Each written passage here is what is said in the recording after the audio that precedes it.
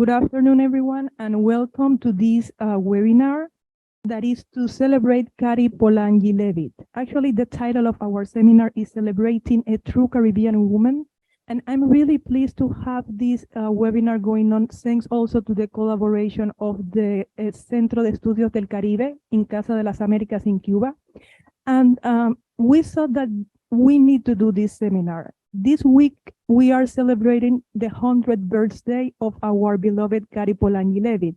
And we understood that in the Caribbean, we wanted to celebrate together with the many different events that are going to be happening this week.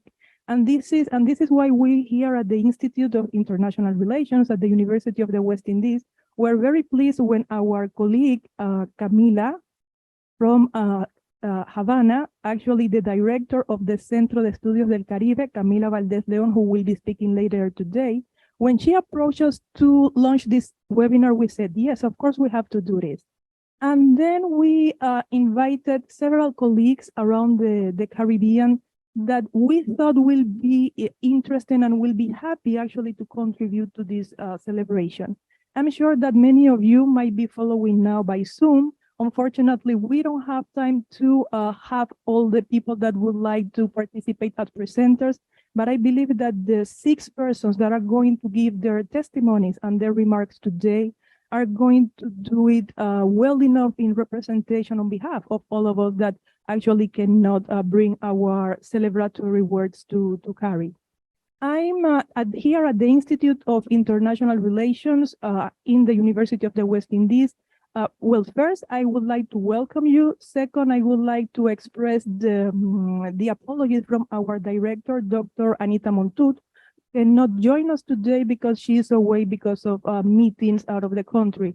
But she would like for you to know that she sends her greetings and that she is really extremely honored that we at the Institute have the capacity that we are here actually joining these groups of events celebrating Kari Polanyi.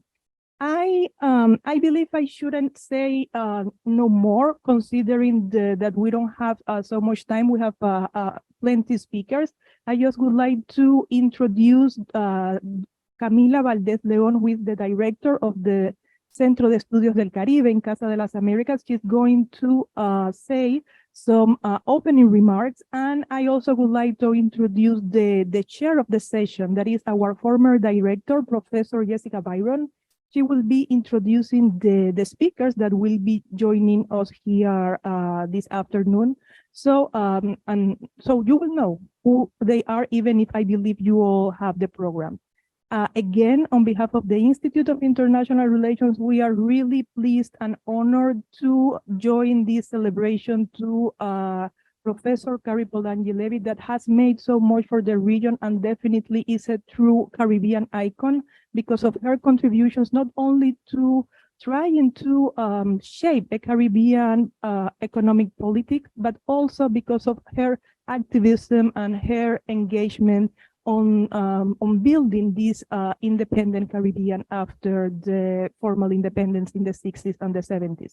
I hope that Professor Polanyi Levitt is with us today.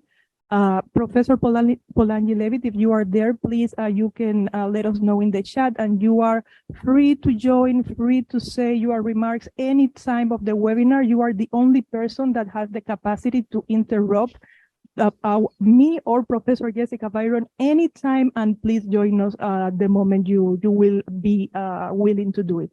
Without further comments, I believe I took a lot of time. Please, I would like to invite Director Camila Valdez León, who is very late in where she is, but nevertheless, she's here with us today to say her remarks. Please, Camila. Hola a todos. Hello to everyone. By chances of life, I'm happen to be in Norway, far, far away, but there, here with you. I wrote my words about Kari and what I wanted to communicate at this occasion, so I wouldn't steal much time from the time we are sharing. So I would read. 100 years is such a respectable age that sounds almost biblical. When lived years turn into a century of a life, one feels that some chain of time must have been polished and is now turned sacred light. To celebrate a life in the blessing of sheer clarity and wisdom goes beyond simple salutation, is pure joy. Today, under these benedictions, we gather to celebrate the joy of the life of Kari Polanyi and also the joy of her friendship and companionship. All of those who will take part of this virtual seminar under the name Kari Polanyi celebrating a true Caribbean woman, either by directly speaking or by tuning in, have known and appreciate the closeness to Karis' proverbial dialogical nature and kindness, and are more than familiar, perhaps even influenced in more than one degree by her work of knowledge. It has been an initiative of the University of the West Indies at its St. Augustine campus to host, along with the Caribbean Studies Center from Casa de las Américas in Cuba, this commemoration. It shows, along with the so many other events that will take place in these days previous to the 14th of June, the extent of the appreciation for the work of Kari on themes related to Caribbean economies, but whose scope permits the approach to it of different disciplines and from different latitudes. Wherever I have been in the Caribbean, I have always come across the name of Kari Polanyi. But perhaps I should mention that the first time I heard of her was in my formation years, when I still little knew of how embedded the Caribbean studies would be in my life. My father, a prominent Cuban scholar of Caribbean philosophy, came back from a research stay in Montreal, and all of a sudden, Karis' name started to mouth a presence among us. I think it's fair to say that from my father's stories, I had made in my mind a map of Montreal, where an old lady sharp and witty would walk and talk without stop and without fear. Years later, when I too went to that multi-layered city, also on a Caribbean research day, I knew I had to meet Kari, knock on her door and say, I am the daughter of a man whose life and work you marked. This obviously sounds far too pompous, and I never did it like that. Another friend took me to Kari's house. David Austin and I went to see her on an autumn afternoon. She had set up tea and pumpkin pies for us to indulge in, only if we could, because she would not stop asking questions. Questions that expanded far and wide, but circled around the fact that I came from Cuba and from Casa de las Américas. Both locations were not just mere dots on a map. They were relevant for her life story. Both, but they were also relevant for the marks of a Caribbean history she knew so well, even though she is humbly relentless in pursuing the never-ending process of learning yet another detail, another angle, another approach to the fascinating cauldron of people, time, and culture that is this imaginary space. While the tree leaves shone reddish and brown shadows covered the pavement of Outremont, Kari talked to us, and Kari listened with the same concentration. She asked too, lovingly, about dear friends that are now at the seminar, and vehemently about books that needed to be published.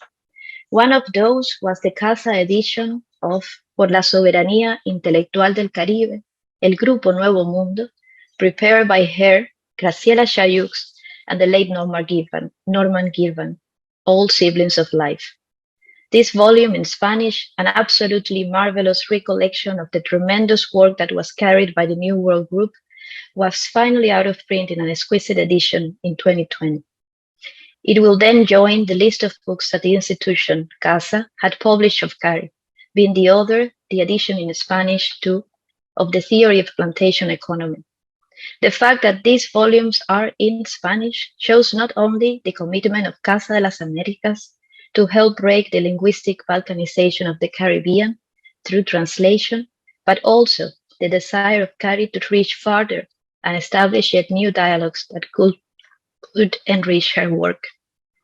On behalf of Casa de las Américas and of the Caribbean Studies Center that I represent here, I want to thank once again Kari for providing us with the opportunity, through her dear friend Graciela, I have to say, of having her words in our editorial catalog and, more importantly, to have her mark imprinted in the economic studies in Cuba and of the Caribbean.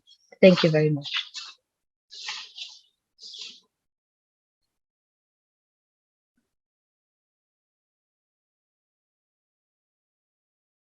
Thank you, Camila, very much. I would like to invite now our chair, Professor Byron, to lead us to the rest of the session. Thank you so much for bringing the Cuban perspective and the Casa de las Américas perspective.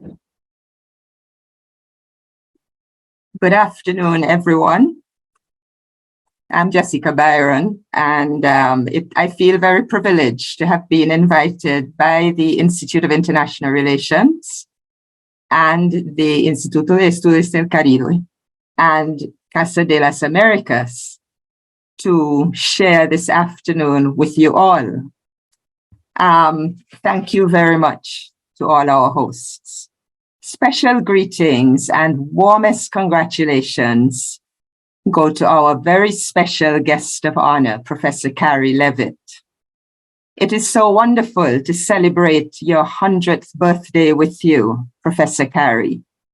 May God continue to bless you and keep you and surround you with the love and gratitude of your family, your friends, and all those communities that you have supported and inspired over so many years, and particularly the academic community.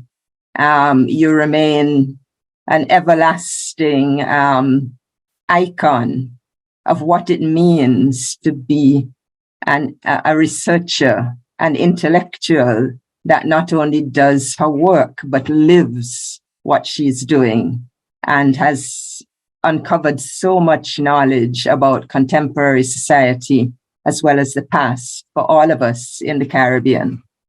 Now we have a very full panel of 6 speakers this afternoon.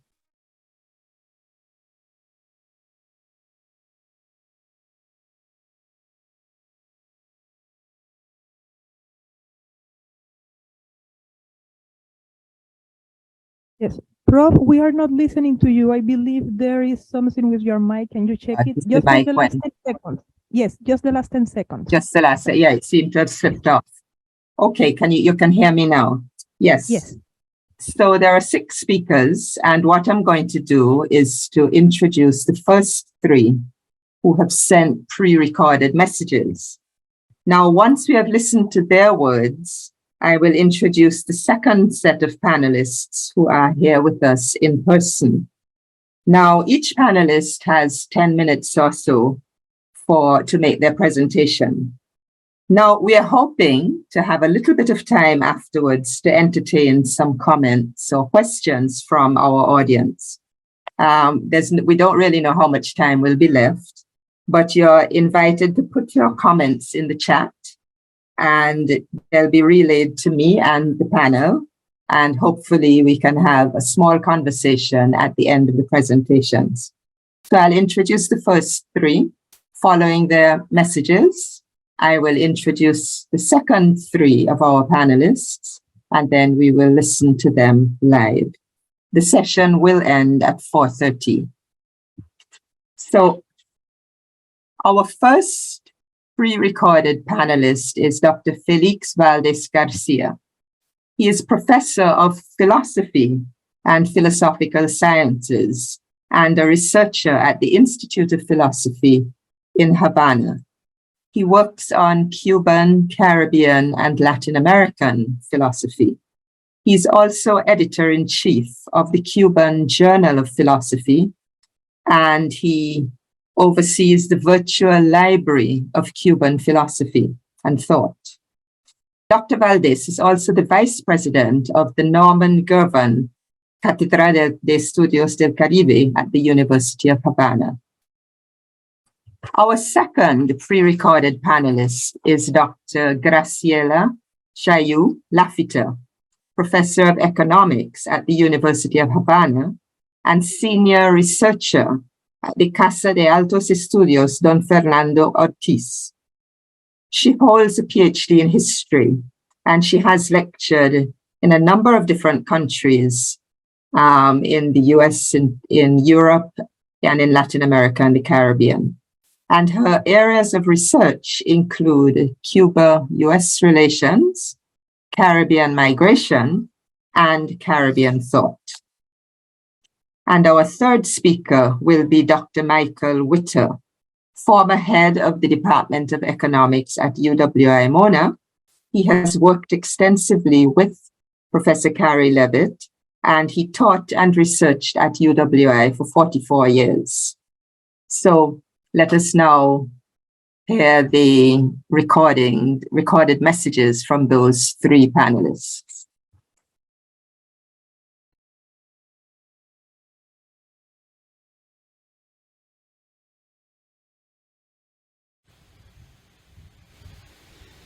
Hello, everybody. For me, it is a great pleasure to be here in this homage to Kari Polanyi Levitt. It is an honor to talk on her, to share with you my experience when I was at McGill University, and spent a wonderful month talking several times with her, visiting McGill University and staying at her department at the LICO building, this historical building at the McGill University. For me, it was so nice, so interesting to be with Kari Polanyi Levitt, a person that symbolized an academic and a scholar that was spending her time to the Caribbean studies, and mainly because coming from Havana, a city where was published a translation of theory of economical development, it was like an expectation, no? To come there to Montreal, to visit her, to make coffee, to talk on the process of writing, discussing, etc., with Caribbean scholars during the 60s, and the consolidation of several text articles on plantations in the Caribbean.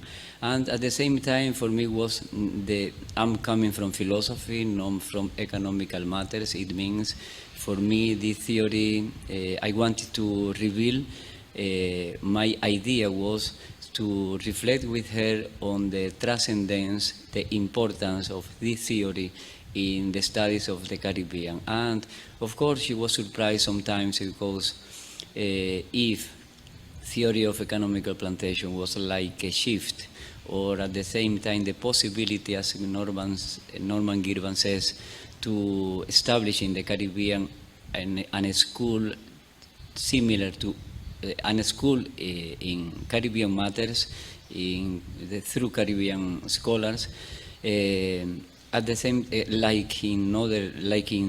at the same time in Latin America with in Chile or etc.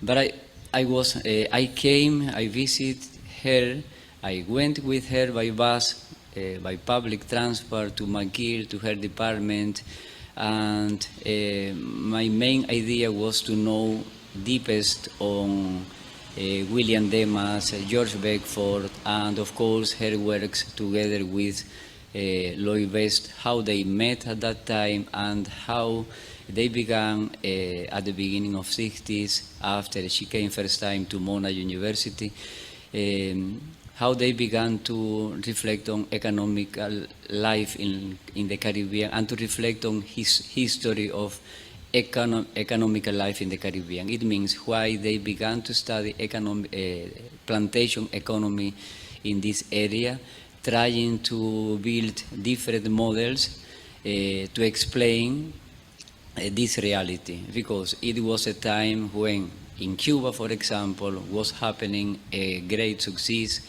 a revolution that triumphed in '59, and at the same time the process of breaking with the colonial ties in Jamaica, Trinidad and Tobago, and in Guyana, then in Barbados. And the question was how to face reality, economical reality, cultural society, cultural life, etc. in the Caribbean, and how they began to discuss on this theory or traditional classical theory fits to study our reality or no.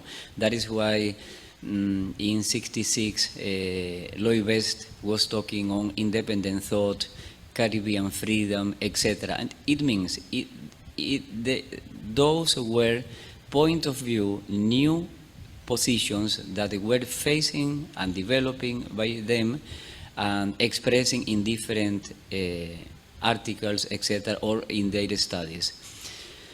It was the first, because Kari Polanyi Levitt, who now will be 100 years, was a great Caribbean scholar, related with Lloyd West, as I said, or many of them that day before maybe met in London at the Economical School of London Economical School or no, but she began to work together with them. That is why it is one dimension of Kari Polanyi Levitt, and for me it was so important. But at the same time, I realized, talking with her, on another dimension of Kari Polanyi. It was a dimension that she keeps a memory of her father, but at the same time her mother. Together with her, we visited a center where is gathered every information, materials, documents. It means memories of her family, and it was so nice not only to know on Kari Polanyi, a great scientist, of course known everywhere, but also on her mom. She was explaining, showing me books that her mom brought from Moscow when she was very small, talking on her activity, political activity, etc. And to discover this, explain to me why someday talking, going with her, walking with her through to the university, to McGill, suddenly she discovered a grave. It means people, a demonstration, and she ran into them to ask, to talk, because she was so active. And in some sense, it was like her second dimension, no? Keeper of family memory related to Kari Polanyi and also his mom.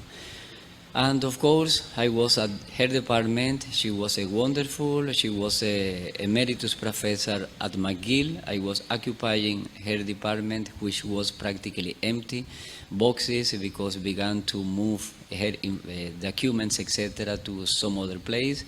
And it was for me like I'm here, but at the same time, no matter knows or it is an empty space. I was preparing tea, using her cups, thinking that Kari Polanyi Levitt, even she was different. She had different dimensions. Caribbean scholar, keeper of memory of their parents, and at the same time a professor at the McGill University. And the fourth dimension, her political activities, her involvement in different questions, together with Caribbean leaders like Jagan, or scientists like her friends Lloyd West and William Demas, Beckford, etc. And at the same time, her condition of professor at this well-known university. That is why to be here to talk to you on Kari Polanyi Levitt and his relevance, for me, it is an honor. I'm so proud to share with you and to remember those days in Montreal in 2011, spending with her wonderful talks on different matters on the Caribbean.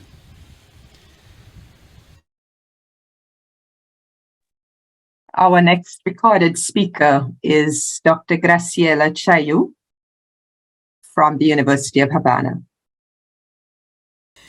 Dear Kari, my sister in Masaloid Plantation, I can't believe it. It's already been 26 years since we first met. Today, I feel like I know you since I was born. In 1997, Lloyd, Norman, and you changed my professional and personal life. I was 48 years old at the time and had been professor at the Havana University for 27 years. I was sure I knew the history of the Cuban economy and Cuban economic thought very well. However, my first talk with Lloyd in July 1997 showed insecurity on how much I knew about the Cuban economy. Then I was totally in shock when I first visited a Caribbean country to celebrate a Tapia House anniversary. I cannot forget how amazed I was by Lloyd, you, Michael Witter, Rupert Lewis, and other speakers. What's more, I cannot forget this occasion as my ascription to plantation theory. It was more intuitive than conscious. But now, I must speak about Cuba and you and Cuba. For people with little information on your warming personal relation, professional contribution, and participation in Cuban economic discussions, I deserve to celebrate your first centennial birthday and speak about that using my memories and photos. The participation of Caribbean economists in the International Meeting on Globalization and Development Problems, celebrated every year since 1998, was the ideal opportunity to encounter Caribbean economists and dream of translating and publishing Caribbean intellectual tradition into Spanish. Cuban social science needed to know this original and creative thought about our common history and realities that experimented a great impetus during the 60s and 70s, commanded by Lloyd and you. Unfortunately, Lloyd passed away and couldn't enjoy the first plantation economic theory world presentation. On 8 December 2008, Caribbean solid interconnected forces triumphed. Ensayos sobre la teoría de la economía de plantación by Lloyd and you was presented in an occasion that became a really Caribbean intellectual jubilee. Many people and institutions joined efforts, namely Roberto Fernández Retamar, President of Casa de las Américas, Roberto Zurbano, Director of Fondo Editorial Casa, Zuleika Romay, President of the Cuban Book Institute, the Puerto Rican Pedro Rivera, President of the Association of Caribbean Economists, and Suniti Marahat from Lloyd Best Institute. Others, including Norman Girvan, Jamis Thomas Girvan, Michael Witter, Pedro Rivera, and Claremont Kirton, came to Cuba for this great event.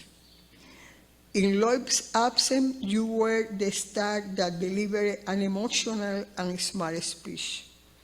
I thank you very much for this first love contribution to Cuban social science. Finally, the Caribbean spirit was self-presented. The Asociación Nacional de Economistas de Cuba hosted a typical party to celebrate this occasion. Another decisive contribution of yours happened in 2012 during the Havana International Book Fair dedicated to Caribbean.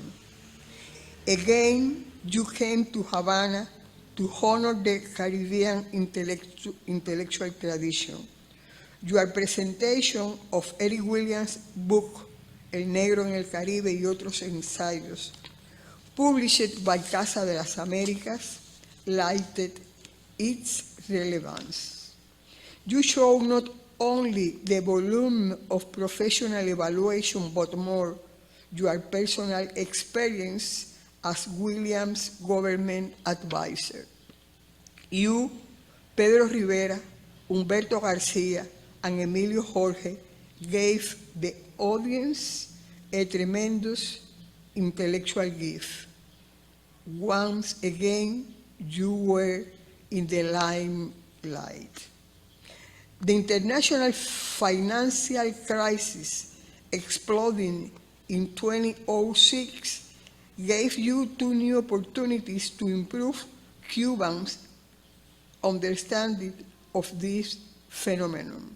First, you authorized the publication of your father's book, The Great Transformation. It became an authentic bestseller because he predicted the financial crisis and neoliberalist policies roots, which were confirmed later. Your father's book had been published in 1944. Second, as the financial crisis took place almost 60 years after your father finished his seminal book, you turned these circumstances into an appropriate reason to write de la gran transformación a la financiarización. And again, Cuba was granted the copyrights to publish it in Spanish. Both books were edited by Editorial Oriente in 2015 and 2016, respectively. Havana University and Santiago de Cuba Book Fair served as the launching scenario for those books. However, as we are book addicts, together with Brother Norman, we compiled and edited the first New World Group history. Por la soberanía intelectual del Caribe, el Grupo Nuevo Mundo, deserved a Cuban Book Institute Award. In sum, thanks to Lois' commitment and yours to Caribbean intellectual tradition and professional generosity, plantation economy theory can be known among Spanish-speaking people. In 2007, a Havana University review, Debates Americanos, published for the first time in Spanish El mecanismo de las economías de plantación. In 2008, Casa de las Américas launched plantation theory in Spanish, and in 2022, Casa de las Américas once again edited another seminal book to know and understand the original Caribbean thought about capitalist world system expansion. New World Group biography. Some of your Cuban friends took advantage of your stay in Cuba in 2014 to present the book De la Gran Transformación a la Gran Financiarización and celebrate your 90th birthday in Cuba. I remember once I was looking for you at Palco Hotel in Havana. When I reached the reception desk, I asked for a Canadian woman, but the receptionist couldn't find her. Your name was registered as a Jamaican. That day, I learned you are a global intellectual, Austrian, Canadian, Jamaican, Trinitarian, and a little Cuba may be, but overall a Caribbean personality. Finally, Sister Kari, I thank you very much for your love for Cuba and its revolution, and also for imprisoning me in plantation theory. You looked at me and threw the key away.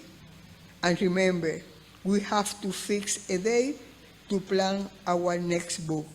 A big kiss and a huge warm embrace for you, your sister Graciela.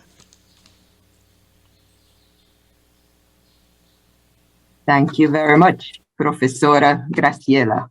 And our third recorded panelist is Dr. Mikey Witter, former head of economics at U.W.I Mona.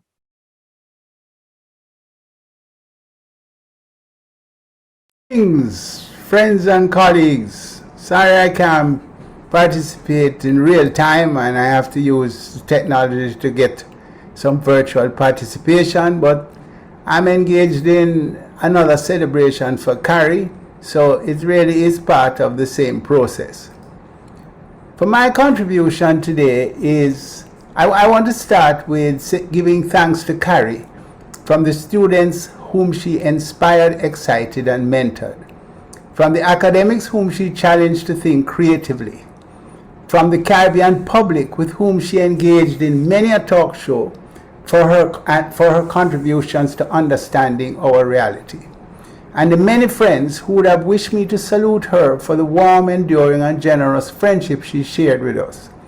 I believe they all want me to wish her the happiest of birthdays so far, and hope she continues to manage her health challenges as she starts another journey around the sun. I have received more of her generosity and love than most, and so I say special thanks to her again on behalf of my family and me. For her 100th birthday, I want to use this opportunity to explore a nagging concern of Kari and those Caribbean political economists who have maintained a focus on problems of economic development for the region, with the implications, of course, for many other former European colonies. That is, to extend the inquiry of the plantation economists beyond what is to what could be, by exploring the requirements for Model 4 in the typology conceptualized by Lloyd Best and Kari Polanyi Levitt. 55 years ago, Lloyd extracted the model of pure plantation economy, the so-called Model 1, from their joint work, and together they subsequently developed and published more than 40 years later the rest of the typology. That is, Model 2 was called Plantation Economy Modified, designed to capture post-emancipation colonial economy in the Caribbean. And Model 3, Plantation Economy Further Modified, sought to embody the differentiation of the economy and by extension the society in the post-World War II transition to political independence. What was left to complete the research program was the articulation of Model 4, a model of self-sustaining economic growth as the basis for an inclusive social and economic development. Of course, there have been, quote, further modifications in the Caribbean over the last 40 years, when the region became indebted and has had to respond to the demands of debt repayment under the conditions of the Washington Consensus championed by the IMF and the World Bank. Today, the dependent periphery of global capitalism is bound firmly with financial and technological ties to the centers of capital, in addition to the traditional trade ties. There are cultural ties, tastes, values, and patterns of behavior which are quite pernicious and effective in sustaining the multidimensional dependency. The traditional agricultural and mineral exports have declined almost everywhere and disappeared in some, primarily in favor of tourism with its characteristic low-wage, insecure employment and limited linkages to domestic production. The exceptions in the CARICOM Caribbean are, of course, the traditional oil exporter, Trinidad and Tobago, and now the emergent oil exporter, Guyana. Both societies recognize the need to transition from dependence on non-renewable resources and to adjust to the non-fossil fuel regime as a central plank in managing the impacts of climate change. Dependence on imported basic food, especially protein, and energy has been increasing. In some economies like Jamaica, imports are now more than 3 times the value of exports of goods, with earnings from tourism and remittances from migrants covering most of the gap. Migration has expanded the diaspora and made many families into transnational entities. On the one hand, migration results from the displacement of workers from their employment and the incapacity of the economy to absorb new workers productively. On the other hand, migration feeds a process of unequal exchange of labor, whereby the young, bright, and trained and educated leave, while the old, infirm, and criminal cast-offs, often without productive skills, return to the region as dependents on the local branch of the family and or the state. More than a decade ago, the late and esteemed Norman Gervon pointed out the existential threats to the Caribbean from debt, climate change, and crime and other forms of social disorder. He was not then aware of the impact of a pandemic like COVID-19, nor the likely and imminent disruption of the economy from the application of artificial intelligence techniques as additional threats. Both Kari Polanyi Levitt and Norman Gervon have called for Model 4. In an email on September 13, 2006, Kari wrote, quote, "On the search for Model 4, it was of course the purpose of the work done by Lloyd Best and myself in the development of Models 1, 2, and 3 to escape from the legacy of the plantation. In that regard, the residential sector is critical, but it is less a matter of what is physically, quote, inshore or, quote, offshore, than pursuit of policies which systematically build national ownership and control." Further down in the same email, she wrote, quote, "In addition to the uncertainties which characterize the international economic and financial order at this time, and rising levels of insecurity resulting from aggressive policies of the current U.S. administration, the islands are exposed to the consequences of climate change in the form of exceptionally destructive natural disasters, including rising sea levels. For all of these reasons, the high degree of dependence on food imports now demands to be addressed more urgently than ever. This points in the direction of priority to policies of land use and the reconstruction of domestic agriculture," unquote. Because the Caribbean is so completely integrated with some of the major Western economies, national strategies must be designed and implemented within the parameters of what is politically and economically possible in the global and regional context. Today, there is persistent global instability, with the USA as the leading pole in a multipolar world challenged by at least China economically. Various challenges to the USA dollar as a reserve currency for international trade, the assertion of the BRICS, or the E7, which is the BRICS without South Africa, plus Turkey, Indonesia, and Mexico, war in Ukraine and elsewhere that impacts supply lines, the decline of the post-Brexit United Kingdom, and the consolidation of the European Union under the leadership of Germany and France. In the region, the CARICOM Caribbean is among the most heavily indebted countries with a weak and struggling regional integration movement. In order to get to Model 4, we need a strategic approach. I am suggesting that the government must develop a strategic framework in which it commits to inclusive, sustainable development, in which it builds regional and international partnerships as geopolitical space allows, especially around food, energy, and adaptation to climate change, and that the government promotes public-private partnerships for green investments, especially with foreign investments. With regard to social policy, The government should place strong emphasis on a modernized and reimagined education system to cultivate critical thinking and productive citizens. It must promote wellness lifestyles and strengthen public health guidelines, and it must plan settlements as the framework for the construction of shelters. In terms of economic policy, the government should institute debt management that emphasizes repayment with minimal fiscal stress and prioritizes foreign borrowing for activities that either earn foreign exchange or reduce the spending of foreign exchange. The government should invest in infrastructural development that prioritizes digital communications nationally and access roads for agricultural products to reach markets. It must promote agro-industry around food for domestic consumption and export, with special attention to supplying the regional tourist industry. It must promote high value-added tourism, supplied with Caribbean entertainment and food. And it must discontinue mining and extracting non-renewable resources. In this regard, again, the two regional oil producers already recognize the need to transition out of oil export dependence. In terms of environmental policy, the government should prioritize adaptation to climate change by promoting public-private partnerships to manage hillside erosion and for coastal zone management.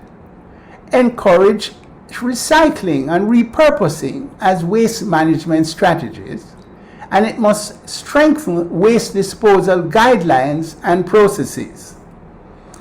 And it must have a mobilization policy in which it encourages and facilitates workers' organizations, business organizations, and civil society organizations to mount programs of development activities. For example, unions, farmers, and other workers' organizations should promote worker education and skill training as a principal element of lifelong learning. And they should partner with relevant financial institutions to develop insurance and pension programs. Business organizations, likewise, should prioritize and facilitate worker training programs as well as pension programs. They should prioritize green investments and partner with public sector institutions for climate change adaptation projects, especially where the private enterprise is directly impacted. For example, hotels and sea defenses. Similarly, hillside farmers and defenses against deforestation and erosion. And similarly, civil society should develop social programs in partnership with the public and private sector institutions, especially for the youth and the vulnerable. And environmental programs, again with public and private sector institutions, for local climate change adaptation. That strategy should lead to a model, a three-sector model, in which Sector 1 is a high value-added, tourism-led, linked to the agro-industrial and entertainment subsectors, or a manufacturing-led export sector. 2, a services sector with a regulated finance sector, incentivized to shift the balance of credit supply to the productive sector, including micro, small, and medium enterprises, which have become the largest employers. And 3, a residential sector expanded into agro-industrial processing activities. That would be the institutional structure. The dynamic in there would lead to the declining import dependence for basic food and fossil fuel-based energy, and increasing self-reliance on domestic food and renewable resourced energy. The surplus from production, that is profits, interest, technology payments, and rents, which accrue to foreign and local investors, should be incentivized for reinvestment in local productive activity. Central banks should be transformed to have a development mandate. There should be declining external debt, with new debt tied to export earnings or import savings. Of course, we also need to have declining net migration, particularly of the young and productive. There should be a high level and changing technology, especially information technology, increasing income equality, increasing gender equality, declining fossil fuel energy intensity of productive activity, matched by increasing renewable resource energy intensity. And finally, deepening democracy in the pursuit of policies of inclusion based on a revised Republican Constitution that is sensitive to the historical and cultural traditions and puts people at the center of the Constitution. This is one path to one version of Model 4 within the global capitalist system. It assumes that leaving the system is not a viable option in the near future, nor is the collapse of the global capitalist system imminent. Further, it is a path that assumes the political continuity of a democratic system of some sort without a sharp rupture by a process whereby power is forcibly concentrated in the hands of a minority. Establishing Model 4 requires a political process to form a government with the strategic vision outlined above. Against the background of the divisiveness and tribalism that is the legacy of colonial governance, and more recently, the loss of trust by young people in the political processes and their institutions, it is difficult to see a democratic political process emerging that will win and maintain state power in order to lead the transformation. Such a political process must be inclusive and capable of dynamic coalitions. It must be grounded in the realities of people's lives and be information driven. It must communicate regularly and effectively, and it must have agile leadership which is committed to inclusive economic and sustainable development and capable of adapting as the local, regional, and global conditions shift and permit the necessary initiatives. In a recent speech, P.J. Patterson, a former Prime Minister of Jamaica, argued that development is a logical extension of the struggles against the oppression of slavery and colonialism and the unequal relations bequeathed to the present economic life. The focus there was on the historical continuities. Change is the dialectical companion of continuity. Perhaps the break in the continuity Patterson has identified is that instead of struggling against what was imposed by others, the struggle now must target a world envisaged by a collective vision, designed in the context of the dynamic global realities and built by the efforts of free people with voice. This is part of the thinking behind the proposed Model 4 today. So let me wish you all a successful panel discussion. Any questions and suggestions and comments will be welcome. I hope the organizers will collate them and forward them to me. And I'm really sorry I can't be there in reality, so I just have to be here virtually. Thank you all. I miss you. Very much, Dr. Witter. Well, much food for thought. Now I am going to introduce our next three panelists who are with us online, not through pre-recorded messages. Dr. Patricia Northover, welcome. Dr. Northover is a critical development economist and senior fellow at U.W.I, Sir Arthur Lewis Institute of Social and Economic Studies, based at Mona. She specializes in the philosophy of economics, critical race and decolonial theory, rural development, and Caribbean studies. And her current research centers on climate change, food systems, and decolonial knowledge for sustainable development and reparatory justice. Some of that fits in very well with what our previous speaker was referring to. So after Dr. Northover, we will listen to Professor Brian Meeks, who is Professor of Africana Studies at Brown University. He formerly served at U.W.I. as Professor of Social and Political Change and the Director of the Center for Caribbean Thought at U.W.I. before becoming University Director of Salises at the U.W.I. Professor Meeks has taught at many other universities, including Michigan State, Florida International, and Anton de Kom University in Suriname. And our final speaker will be Dr. Vanus James, who is a former senior policy advisor to UNDP and international consultant to the World Intellectual Property Organization.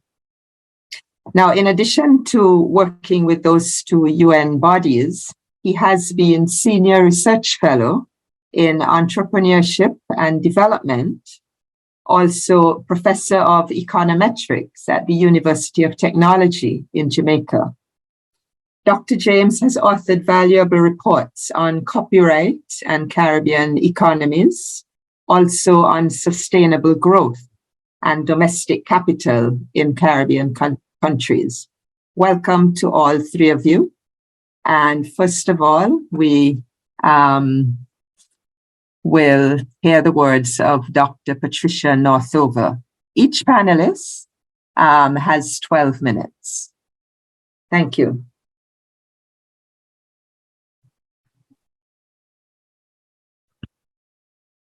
Thank you so much, Professor Brian. Greetings to everyone, wherever you are in virtual world. Thank you so much for giving me the privilege and honor of being here in this virtual gathering of scholars and friends to offer a small tribute to Professor Emerita Kari Polanyi Levitt, a true Caribbean woman, intellectual pioneer in the Caribbean radical tradition and within the field of critical development studies. I am truly honored. And I salute Kari as she arrives at this august moment in her life, celebrating soon 100 years. I feel a special connection to her, having discovered in my research for this tribute that the plantation economic model was being born in the same year that I was born. I also feel a special responsibility to the critical intellectual gifts that you have bequeathed to us, Kari, especially as a member of a somewhat younger Caribbean generation of female development economists and critical theorists, given my special love for philosophy and Black critical theory, which has fueled my own critical theoretical engagements alongside Professor Michael Critchlow, undertaken in order to flee the plantation. I thus believe that I have a special cosmic debt to you, Professor Levitt, as you have opened up spaces for me to pursue a critical poetics for new world futures. Kari Polanyi Levitt is one of our most distinguished Caribbean political economists, who is steeped in the interrogation of modernity's freedoms, both from the lens of European critique and crisis, and from the womb space of globalization, that is, archipelagic America, with special reference to what Charles Wagley in 1957 described as the culture sphere of plantation Americas. This culture sphere included Brazil, the Caribbean, and Southern United States, and it was founded by the political, economic, and racial ordering of the plantation system. Born in Vienna in the interwar years to parents Kari Polanyi and Iloda Dusinska, who were of a decisively radical pedigree, Kari found her way to the study of economic problems via the London School of Economics, where she first met with and was taught by Arthur Lewis, St. Lucian-born Caribbean economist who would become the first Black Nobel laureate in economics and pioneer of the field of development economics. Far removed from the innocence of this chance, or perhaps fated meeting, Arthur Lewis would later become a central economic figure against whom Professor Kari Polanyi Levitt would come to define her own position on Caribbean development. Entangled in time and space, Kari Levitt and Arthur Lewis have moved counter-positionally in global spaces in coming to terms with the constraints on the Caribbean development process. In particular, Lewis's trajectory to establishing new categories for the economic analysis of the Caribbean and lesser developed countries was stimulated by his movement from the then so-called periphery to the center and back again in his life ambition to disrupt the dominant articulations of place within imperial spaces. His movement in space facilitated his movement in thought, which was fed by his study of economic history, international relations, and industrial economics. Kari Levitt's move was from the center to the semi-periphery of Canada, en route to her encounter and relational history with an ideologically casted Caribbean periphery. Her cognitive frames were molded by her study of statistical planning tools for guiding national development, as well as by a deep knowledge of the Marxist political economy paradigm and the contradictions of foreign direct investment by transnational corporations in Canada. The geopolitical movements of both were underpinned by distinctive radical traditions of social justice, which spurred each to seek out relevant economic models sensitive to the reality of countries lodged in a state of comparative economic poverty or underdevelopment.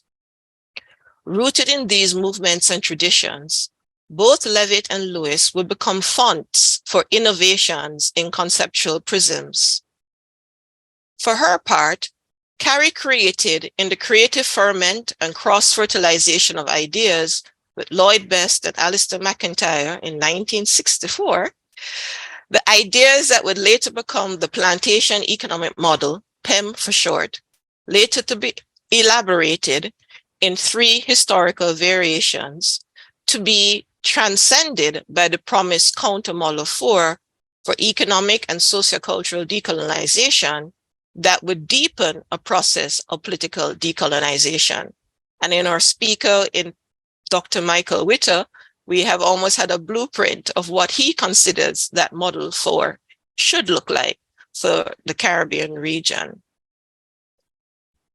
As Professor Polanyi Levitt has herself emphasized in her 2005 text, Reclaiming Development, Independent Thought and Caribbean Community, and I quote, the explanatory power of the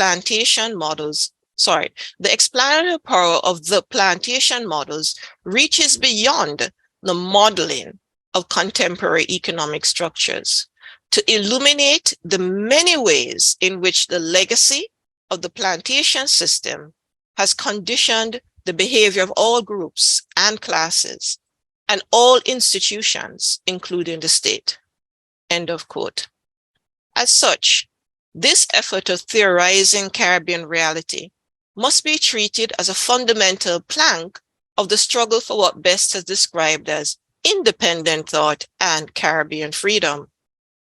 While Lewis broke the colonial mold by articulating a theory that was grounded in the specific characteristics of countries who are shaped by the conjuncture of subsistence and capitalist sectors, and by arguing that sustainable economic growth would lie in the radical transformation away from economic dualism, he failed to lay bare the ontological distinctiveness of the historical and cultural political system that nurtured and sustained dualism. In this regard, while both Lewis, Best, and Levitt were breaking colonial molds of thought for realizing greater epistemic sovereignty in considering the nature of the development problem and the possibilities for structural and social transformation, the plantation economic model, both in its ideology and method, went further.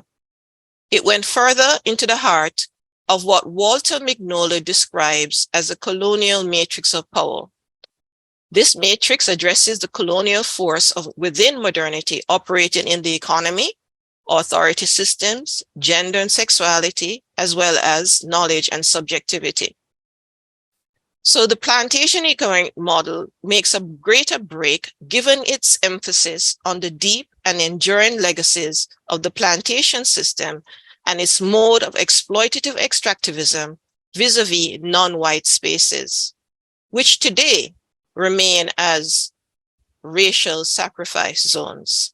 And I'm building on the ideas that have been put forward by Malene Alain, who is an international human rights lawyer. And please do check out her website, Freedom Imaginaries, because she has been leading the forefront, being at the forefront of some of the struggles against extractivism in the region. Today, and I also should note that the idea of sacrifice zones was actually introduced by the Special Rapporteur in Environment at the United Nations. So today, the critical breakthroughs led by Kari and Lloyd in seeking epistemic freedom through their situated and standpoint epistemologies, that is, modes of knowing that reject positivist mantras of neutrality, empiricism, and formalistic deductivism in theoretical modeling, their ideas represent a vanguard standard for the epistemic and political movements that are now being expressed through critical and decolonial theory.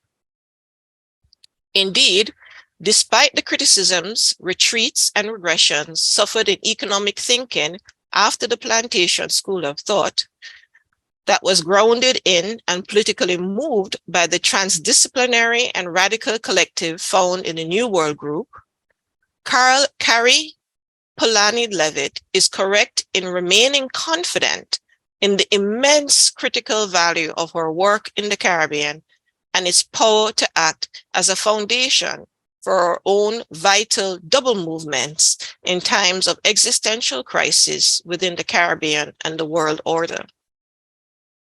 As a sign perhaps of the turning times, I wish to flag that in 2003, there was a special issue of Finance and Development published by the IMF, in which there was an article by a rising economist, Daron Acemoglu, entitled, and I quote, "Root Causes, a Historical Approach to Assessing the Role of Institutions in Economic Development." End of quote. This, I believe, is a fitting acknowledgement of the power of a good idea, which Kari, in her passionate and determined commitment to the Caribbean region, helped to inaugurate alongside the late Lloyd Best, iconoclastic scholar and Caribbean visionary. Thank you. Thank you very much, Dr. Northover. And I'd now like to welcome Professor Brian Meeks to continue this discussion.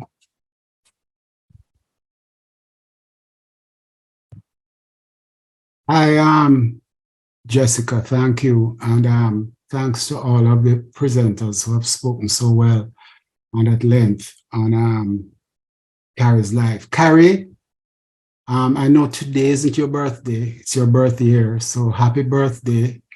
And I am really happy and that you're here with us and continue to be. I'm going to be far more discursive and therefore much shorter than some of my colleagues. I knew Kari before I knew her. I was a student in 1970 at the University of West Indies, St. Augustine. And in Lloyd Best's 7 a.m. in the morning class, which if you're a teenager, getting up at 7 a.m. to go to a class is almost an impossibility.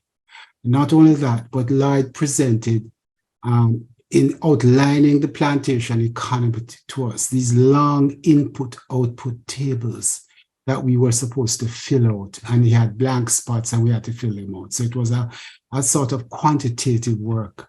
And little did I know that the whole effort to map the plantation was a joint product of the work done by Kari and Lloyd in previous years. But nonetheless, trying as it was an extraordinarily important moment for us young undergraduates, many of whom went on to become scholars in their own right. I think of people like Dennis Pantin and Terence Farrell, who was not so much a scholar, but involved in scholarly matters.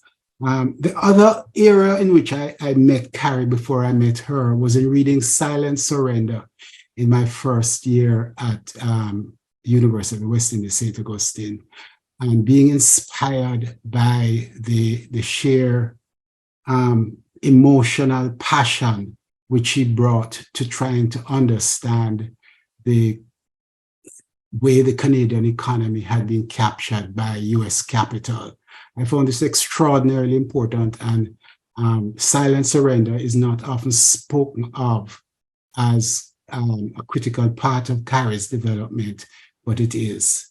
I like to think, subsequently in the 1970s, I met this Levitt, who was responsible for much of my head scratching in my early years as an undergraduate, or at least partially responsible, and also for that remarkable book. And Karen and I became good friends and remain friends to this day. I would like to think of Karis' work as developing through three phases. Certainly, her work in relation to the Caribbean. And the first phase of that is the period in developing plantation economy with Lloyd Bess in the 1960s, which, you know, as other speakers, Pat Northover has spoken eloquently about this. Think of it as ontology. Think of it as attempting to map in a detailed way the Caribbean from within, attempting to understand the Caribbean and its functionings from the perspective of the plantation. You know, I mean, all modeling involves simplification, but simplification to bring out the essence of a point. And I think this is what the plantation economy does. Plantation economy theory does. It theorizes, it models, it leads us to understand, by the way, not only the structural and economic implications of the history of plantation and the slavery, but importantly brings out the ideological and philosophical dimensions of a world centered around the extraction of profits from the labor of Black people forcefully brought across the Atlantic Ocean. I think it's a powerful statement. The second element is a period of the late 60s and 70s in which New World philosophy is basically developed and consolidated. And I distinguish this from, although it's a crossover really, it's not, one cannot simply locate the first and the second period as distinct. They move into each other. This is a period in which a range of ideas, some of them from Kari, some from Lloyd, and some, of course, from the panoply of Caribbean thinkers who emerge out of New World, attempt to sketch a new world, a Caribbean centered from within, from its own understanding of ourselves. And the third period really is a period after the collapse of the fruit, as it were, of the efforts in the 1960s, the collapse of democratic socialism in 1980 and the collapse of the Grenadian Revolution 3 years later in 1983 is what I would like to call the resistance to neoliberalism. And this is a very important part of Kari's work, and it's captures in her Reclaiming Development, which is published based on work that was done in that period. It's captured in her excellent essay on the Manley period in government, which is a very short essay, which was published in the 70s, and which basically captures her attempt to understand what were the strengths and weaknesses of that signal attempt to change, which was exhibited in the Manley period. And so I think this is an attempt to fly the flag of transformation in a period when transformation seemed impossible, flying the flag that another world is possible when, the entire neoliberal argument about, the end of the state and the emergence of the market, etc., were flying high. And this third period, I think, has continued into the present, as Kari has sought to elaborate in different ways, essentially, Model 4 and the elements that emerge from it. I think it's impossible to understand Kari without thinking about her father, Kari Polanyi, and his iconic work, The Great Transformation.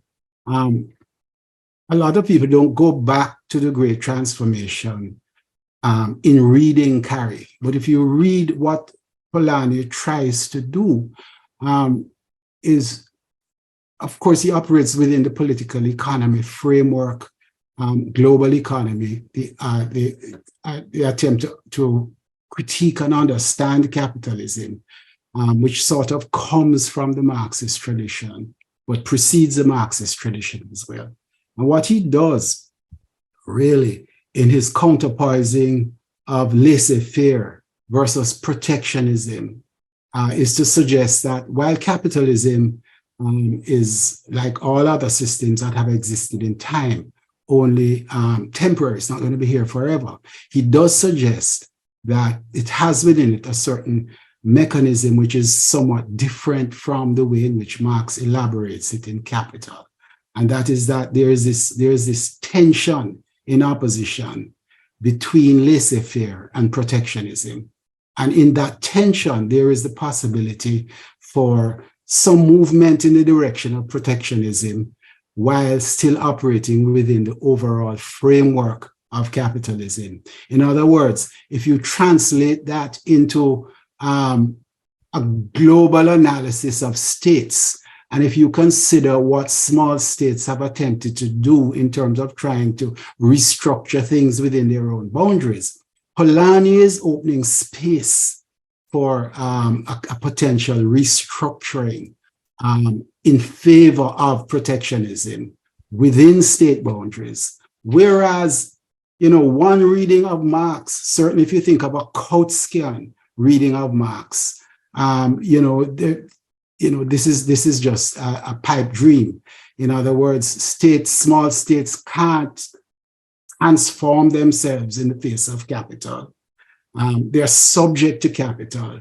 They're merely, therefore, have to take more capital as much as they can in the hope that in the end, the proletariat will develop and then revolution will take place. So Polanyi is, while not fundamentally disagreeing with Marx, is finding cracks, crevices, if you wish, within the space of the global economy for the potential for a kind of moment of change. And this is the space within which Kari operates. Kari never rejects Marx's broad analysis of capital, but she's suggesting that there are possibilities for certain kinds of advances, for certain kinds of progress within the framework of a capitalist system, which ultimately is still going to be in crisis, and there's going to be a reckoning at some point in time. But in those spaces, what can globally, the proletariat in Western countries, as well as states within the South, what can they do? Are they hopeless in the face of capital, or is there potential for them to make certain kind of advances? And by advances here, we mean advances to help human beings to live, have a better life, eat a food, and have a culturally fulfilling life. And I'm just suggesting that we cannot think about Kari without remembering her links to Carl. In fact, I think she takes Carl and takes him to the Caribbean and says, how can we transform this place? But before you can begin to think about transformation, you need to begin to think about what is this place? What is it? What is its history? What is its mechanism? And this is not just simply an offshoot of capital. It is a mechanism and an organism, a twisted one, one that requires serious transformation. But we need to understand its twistedness before we can begin that process of transformation. So it is easy for a certain kind of Wallastinian influenced political economy to categorize small states out of existence almost, because they're unimportant. I mean, I've seen Samir, do this, in which he says in the world that we face today, small states basically, don't have a role to play because they're neither fish nor fowl nor good red herring. But small states exist and people exist within small states. And what are we to do? Wait for the transformation to come from outside? No, we're going to fight as best we can to move things forward. So in that spirit, and I suppose segueing out of what Mikey Witter said and what Pat Northover implied, I would want to suggest that we need to search for ways forward, but I also think we need to think in searching for ways forward, which is what Lloyd tried to do, what Kari did. And in thinking about new programs and the elements that that could possibly exist in new programs, with all due respect to the very detailed analysis presented by Mikey with concrete proposals down to water supplies, etc., I want to pull back a little and suggest that in the new round of struggle that is already beginning to emerge in the wake of the 2008 economic crisis, and in the wake particularly of the 2019 global popular, I wouldn't say uprising, but I would say upwelling, the effects of which are still feeding through, echoing through the present moment. We need to begin to think more clearly beyond the nation state. I think the nation state as our unit of analysis has eroded, is no longer necessarily the unit which we are going to rely upon as avenue for change.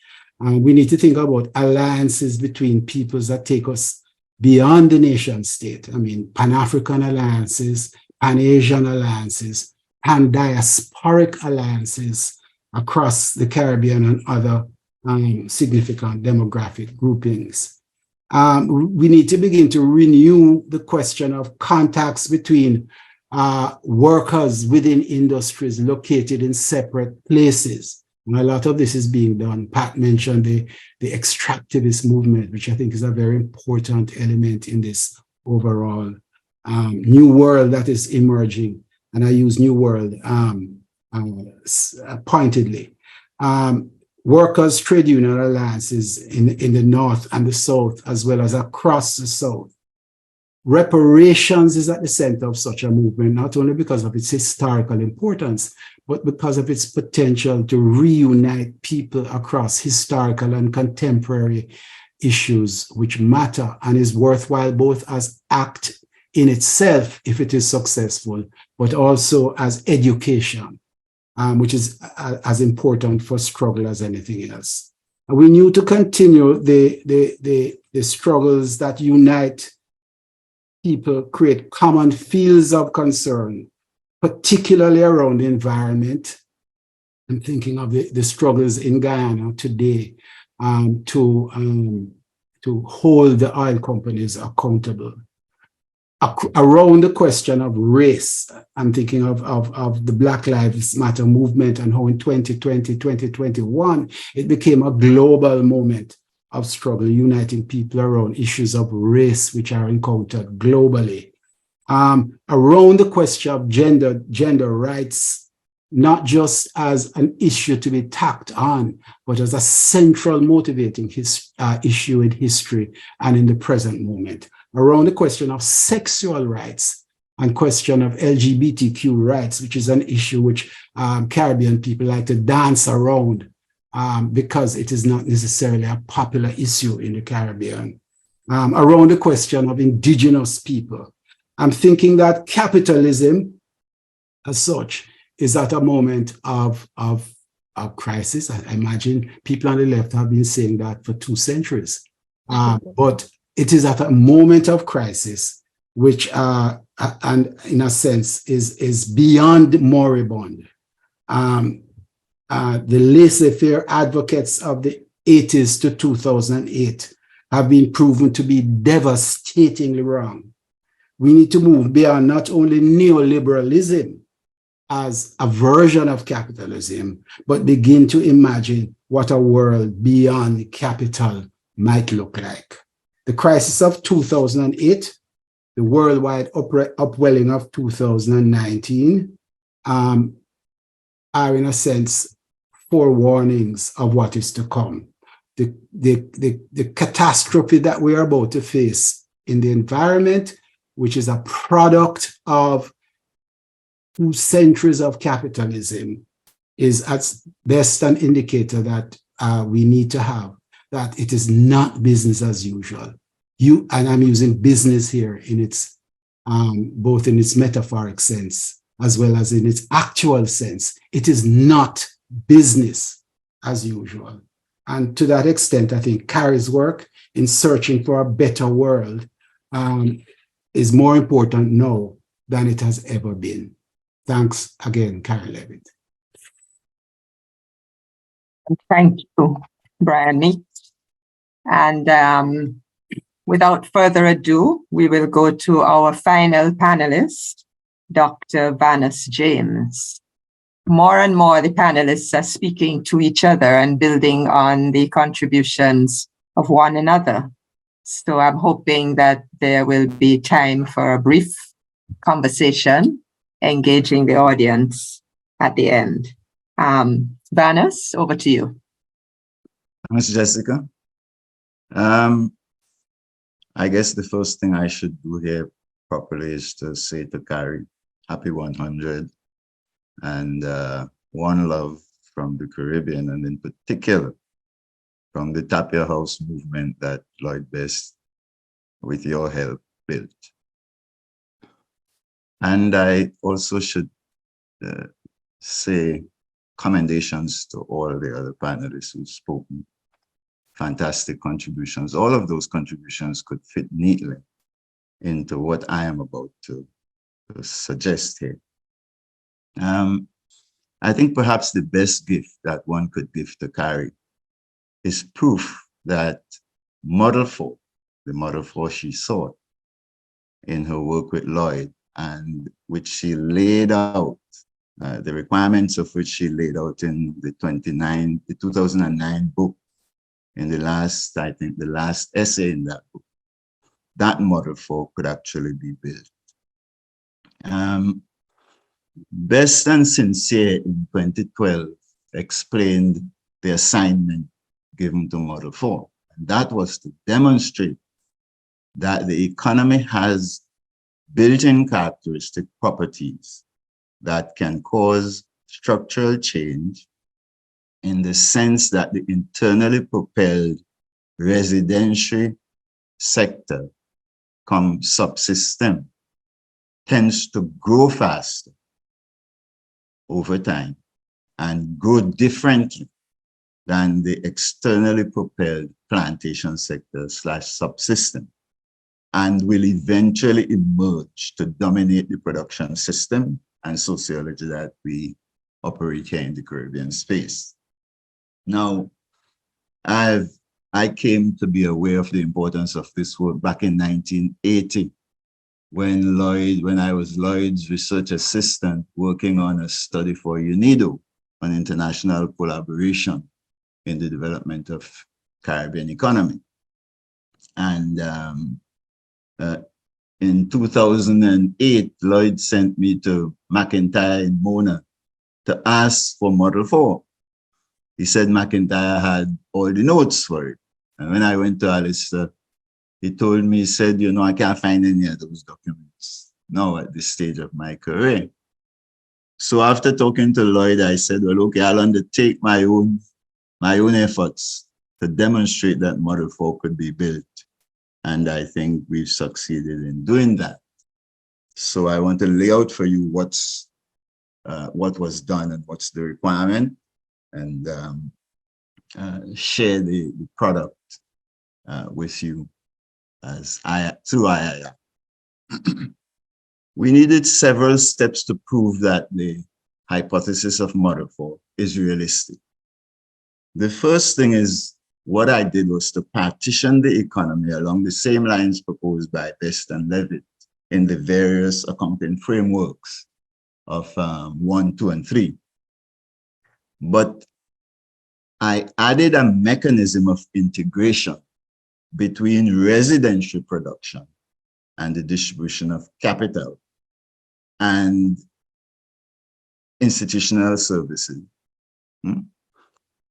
That's the tool of integration: production of capital, distribution of capital, production of institutional services inside a plantation economy. The capital I'm talking about here includes human capital, especially the knowledge and skills and self-confidence of workers and managers. In order to build the model, I had to assume that both subsystems, the plantation subsystem and the residential subsystem, have evolved to use paid workers, so plantations don't get free labor anymore, so to say, as is assumed in the pure case described in Bess's 1968 paper.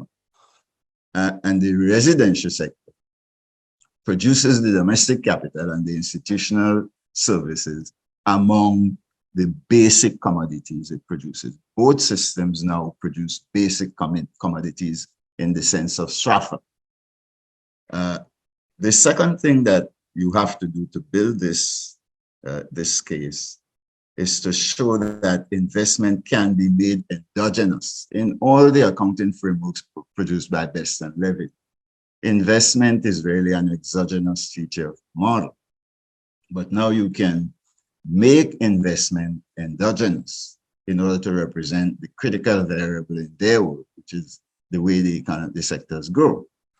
And when you do that, you represent the targeted growth rate and an endogenous savings rate together in capturing endogenous investment. Those then have to be incorporated into the inter-industry system that is represented in the Best Levitt accounting framework, similar to how Leontief did it in a dynamic Leontief model.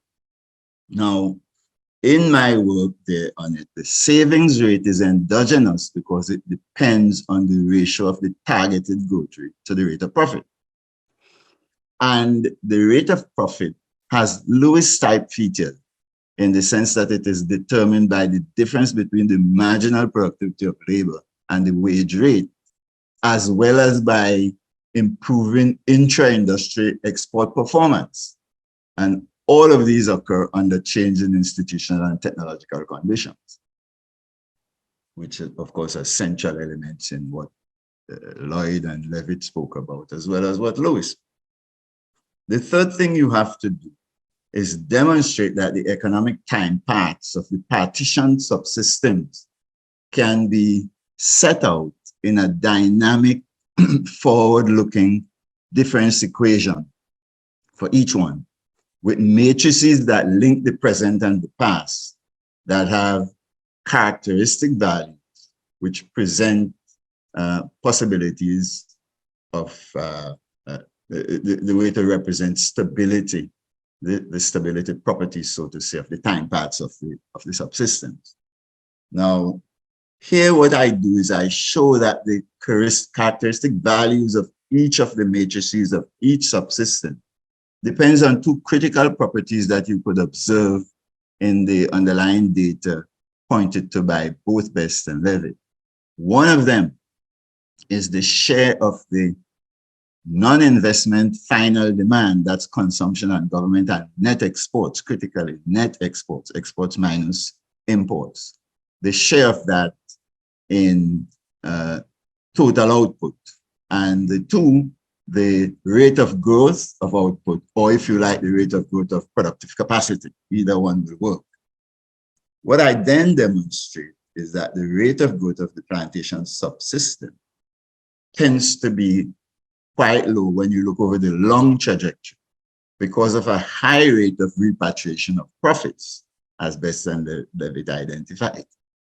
And by those observations they made as well, the share of non-investment final demand in subsystem output is even lower than the rate of profit because of a low domestic absorption rate for its output. Most of the output is exported, even with balance of payments, balance of trade deficits. And secondly, there is a persistent balance of trade deficit tied to import dependence and repeated negative price and demand shocks, what Best called Gorham and Wormwood in his 68 paper. Those characteristics of the plantation subsystem generate a tendency for the characteristic value of the plantation matrix to be less than or equal to 1. And that property then creates either a stable growth path, which is to say steady decline, like what happened to sugar and banana and all those things, steady decline, or a steady state equilibrium, similar to what you see with, say, bauxite in Jamaica or oil and gas in Trinidad and Tobago. So those kinds of trajectories are what you get from a plantation subsystem. On the other hand, we've demonstrated in our work that given its focus on supplying local demand, this is a critical thing, the characteristic value of the matrix of the residential subsystem features two key properties that deliver what Best and Levitt were looking for in Model 4. One is a high share of non-investment demand in domestic output, and that is the consequence of it being preoccupied with supplying domestic needs and meeting the requirements of the domestic survival. And secondly, that share of non-investment demand in output is much higher than the long-run growth rate of the residential subsystem. And the second dimension that makes your case is that a long-run rate of growth in the residential sector is also comparatively higher than that of the plantation long-run subsystems, the subsystems rate of growth featured by the plantation system, so to say. Now, these properties of the residential subsystem produce a tendency for the characteristic value of the matrix of that subsystem to be greater than 1. And what that means is that the characteristic value produces a tendency to increasing growth over time. Keep in mind the important role of the change in sociology, the change in institutional issues, arrangements, the policies, and all of those would fit into this conversation as well. All that Mikey was mentioned. Now, when you combine those two effects, what you have is a tendency for the residential subsystem to be growing cumulatively over time, while the plantation subsystem is either on a steady growth path or a steady state path. And either way, the overall effect of those will be that, that the residential system will eventually grow to take over the production system of a Caribbean economy and deliver the projected growth path that Best and Levitt in 2009 laid out, and Best and Sincere laid out what Model 4 was assigned to demonstrate. So what we were able to do in this work, with quite a bit of technical detail behind all of what I've said there, is to demonstrate that Model 4 can be built technically. It can embrace all of the sociologies, all of the policy issues, the institutional development frameworks, and so on, that are articulated, the innovations and so on, that are articulated in the various articles produced by Best and Levitt including Levitt's work in silent surrender. All of those things can be incorporated in the structure of a model for once you endogenize the investment process and allow the residential sector to become a supplier of knowledge and skills and domestic capital general. We've put all of these ideas into a note that we call Plantation Economic Perspectives on Structural Change in Caribbean Economies. And we'll share that paper with IIR and facilitate its distribution so people could see the technical basis on which Karis call for Model 4 and Best and Sincere's call for Model 4 could be accomplished. Thanks a lot, Jessica.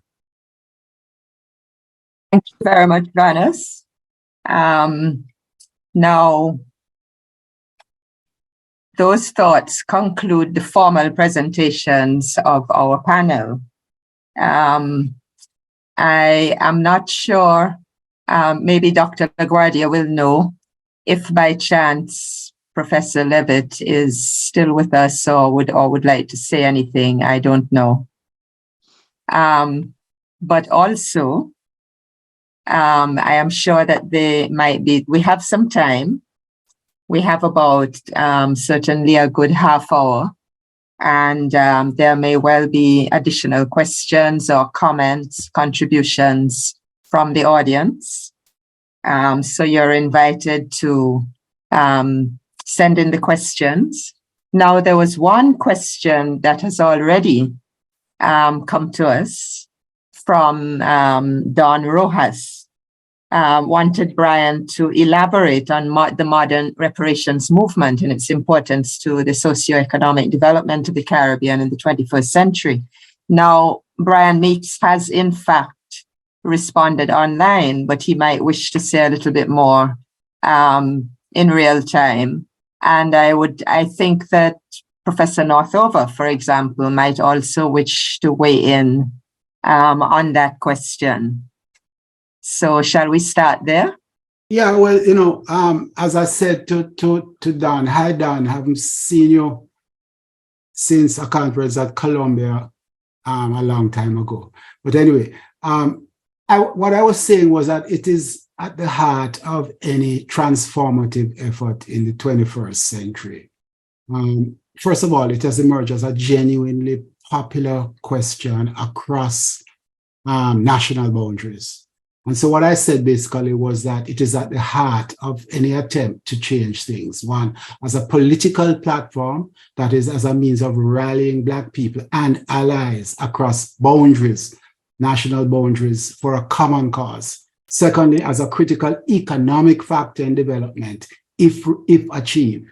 And of course, therefore, the question is if achieved. And if achieved in a way which doesn't leave the benefits, if you want to call it that, in the hands of rapacious governments or individuals who then increase inequality as a result of however these reparations might be realized.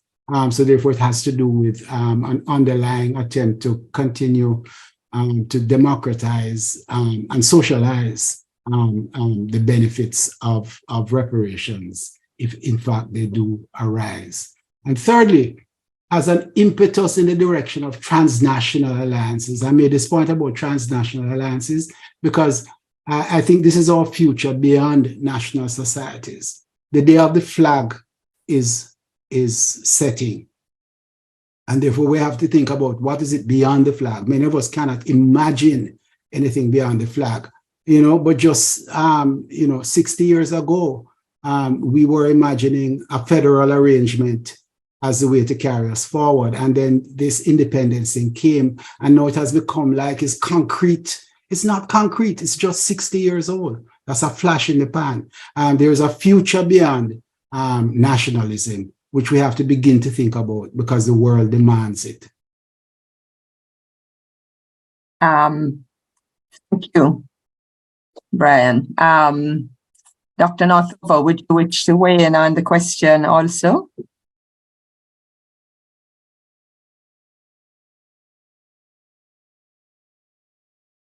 I think you're muted. Sorry. Thank you, Jessica. I forgot to turn on.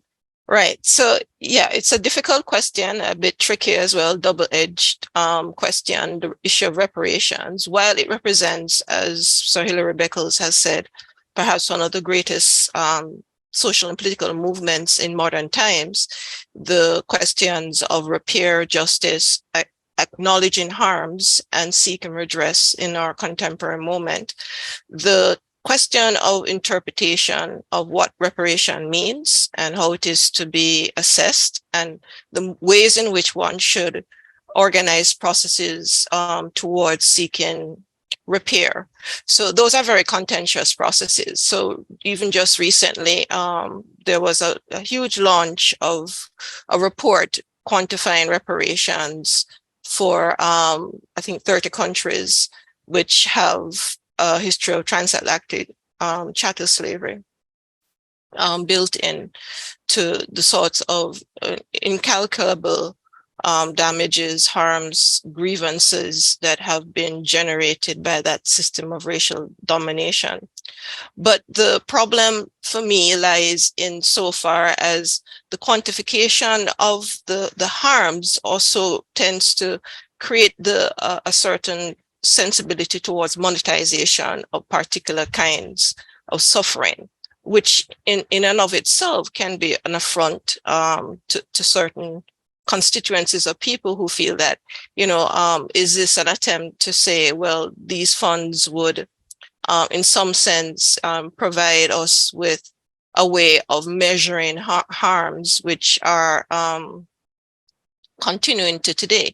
So the quantification process can become a red herring, even though it is an important, I believe, exercise in speaking in the language of liberal race theory to account for a certain notion of what wrongs are. It can become explosive insofar as it leads to a certain orientation in thinking about reparations, which may create a certain compliance with existing ideas of how you settle harms within the dominant colonial sort of regimes of power. So I think that it's a double-edged sword in terms of specific modalities in which one seeks repair. But the important thing is that people aren't leaving it to technical experts to decide on what reparations are. Reparations is really a bottom-up process of people questioning the history and the legacies and showing that there is an afterlife to slavery, there's an afterlife to systems that didn't terminate with emancipation, that didn't terminate with formal flag independence, that there remains a very important continuity in the systems of oppression and domination that exist today. And it is felt in the spatial geographies of racial oppression. Extractivism is felt in the kinds of complicity that we have in our criminal justice system, and all forms of disorder that represent a legacy of coloniality within our modern nation and international spaces. So that because the struggle continues, is a real struggle, it's a lived struggle, it's a felt struggle, it's an important plank for that global social movement. But I think it goes beyond our attempt to make accounts which can be recognized for repair in formalistic terms, in quantitative terms, and also within notions of development, because development itself is a hotly contested subject. So it could accelerate processes of change which are inimical to long-run sustainable lives. If these funds are used for a modernist quest that deepen the kinds of exploitation and extraction that we see of our natural resources within the region. So it's a complicated process, but it is the right sort of questions to be asking. And it's the right sort of political movement because it is joining across different geographies to speak to harms done that need address and principles of non-repetition that should be at the heart of any reparatory struggle. Thank you, Dr. Northover. Now, there is a question for Vanessa James. The question is, were the existing structures of economic and political power, including power exercised outside of our countries, taken into account? Or is the success of the technical development of Model 4 dependent on first transforming how power is exercised internally? That is the need for new forms of democratic participation by the people. So after Vanessa, after you've addressed that, I'm going to ask Dr. LaGuardia to pose another question that she has and also make a comment. So over to you, Vanessa. Right, two comments in response to that. One is that, weighing in on the previous question, residential sector development doesn't need reparations. It could do with it, but it doesn't need it in order to take over Caribbean society and develop. That's the first thing. Secondly, in the process of residential sector development, as Lloyd articulated it in the 80 work, institutional services, meaning good governance, new forms of governance, all of the things we want, a new sociology, a remaking of the Caribbean concept of self towards being what Best used to call the doing part rather than the house slave part. That is built into the characterization and conception of residential behavior that leads it to be able to produce its own forms of capital, knowledge, skills, and innovations, and so on. And the institutions needed to drive transformation, including transformation of the plantation system itself. It needs to be noted that we see it before us. What we're doing as we battle each other to change the way we govern ourselves, to make good economic policy and so on. All those are features in a long process of residential growth. So yeah, it was taken into account. And the other face of the answer is that since the plantation subsystem is externally driven, so to say, it doesn't have command today in the way it did in the early years. It doesn't have command today of our policy structure and so on. Try as it might, domestic pressures to shape policy to fit our needs would dominate whatever is being done by any of the external drivers, including the external institutions, global institutions like the IMF and the World Bank and even the UN. So, the built-in assumptions that drive the dynamics that we capture in what we think is a successful expression of Model 4 would take account, yes, of these new sociologies, new institutional arrangements, and so on that we need in order to succeed in generating the kind of growth we're talking about. Notwithstanding that, Jessica, there are technical features that Best and Levitt captured. The heavy focus of this residential sector on supplying domestic needs is a key to the capacity of this sector to ultimately take over the system. And the failure of plantation subsystems to be similarly focused is one of the reasons they will be ultimately taken over by this residential process.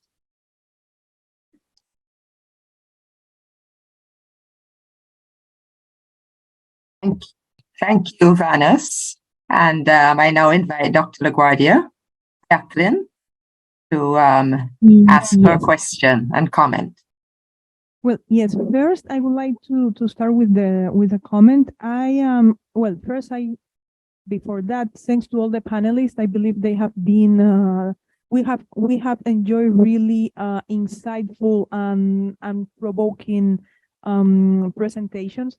And the first thing I would like to say is to invite all of you to continue this conversation. I believe that we actually need to go back to pay attention to many of the matters that has been raised today, not only in terms of course, revisiting and going back and study again what has been already produced in the region, but all this conversation about Model 4, I believe, deserve more attention. And I'm thinking, of course, I will talk to my colleagues here at the Institute, but we need to launch some type of webinar or workshop, something going on during the rest of the year to give more thought to what we have been advanced today by some of you. So that is something I would like to say for you to know that you will be hearing more from us in the near future, trying to move forward this idea of continuing this discussion. There is Dr. Witter actually sent not only a recording, but he sent a paper, and that paper will be sent to all of you. It's about what he was elaborating in his presentation. Actually, as part of this conversation that we would like to continue, we will share that with you from the Institute. And he also would like, since he's not here with us, for if you have some feedback to send to him, please feel free to do so.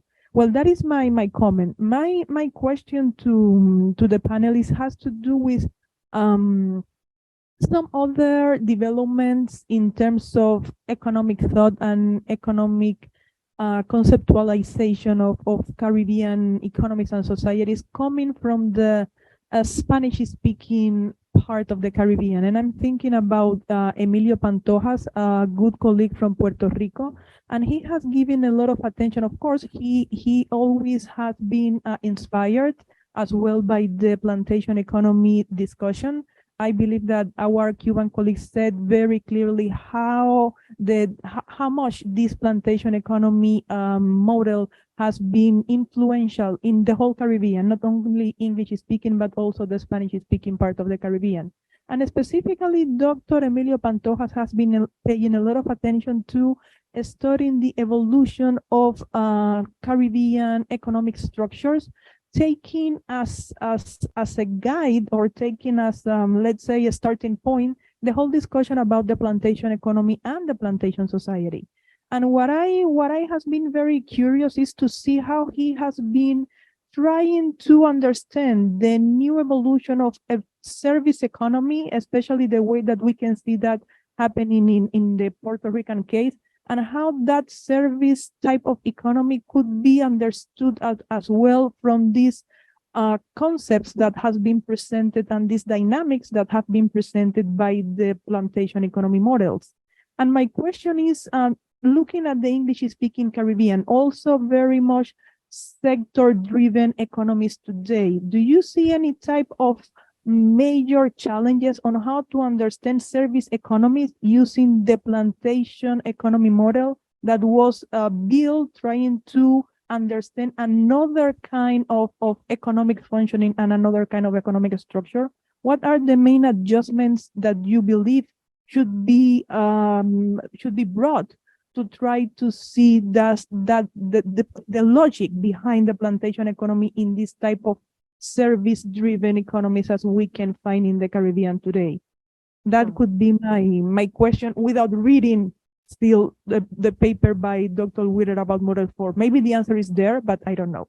So I would like to hear from you. What do you think about that comment I have just made?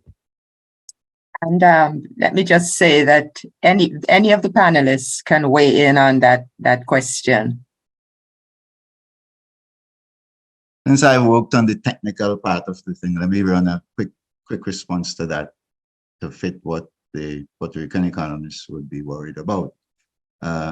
If you take Jamaica, Trinidad and Tobago, non-oil, Tobago, Barbados, and so on, these are primarily economies that are going to have to develop by developing their capacity to produce capital services. That is to say, education for export, healthcare for export, or famous creative industries, exportable, doing what we need to do to produce innovative capital services in order to diversify our exports. And in that sense, capital services involved in intra-industry trade that moves us away from the inter-industry trading structures of the plantations. the mechanism of transformation, the mechanism that pushes the plantations to one side and allows the residential sector to take over the society, is the capacity to produce these capital services in an innovative and creative way for local use and for export. And I think when you begin to probe that, you will not be preoccupied with manufacturing exports and all of those things. We could hold our own competitively in the capital service exports field. All Caribbean scholars know that. We can't hold our own with manufacturing trucks and cars and airplanes and so on, but we could hold our own in producing highly competitive education for export and healthcare for export and so on. I think in the end, that is where Puerto Rico, Cuba has already demonstrated if you go down that road, you have a doorway to success, barring American blockages. And I think ultimately Trinidad and Tobago, Guyana, and the whole Caribbean space would find that that's where our fundamental competitive advantages really lie. And Puerto Rico would learn that sooner or later.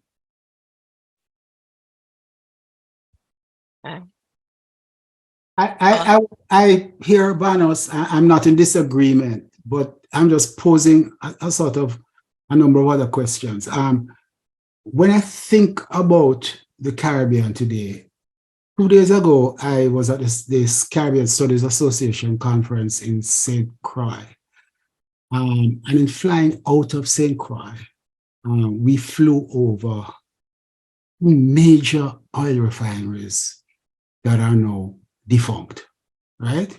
Which 10 years ago were functioning, etc.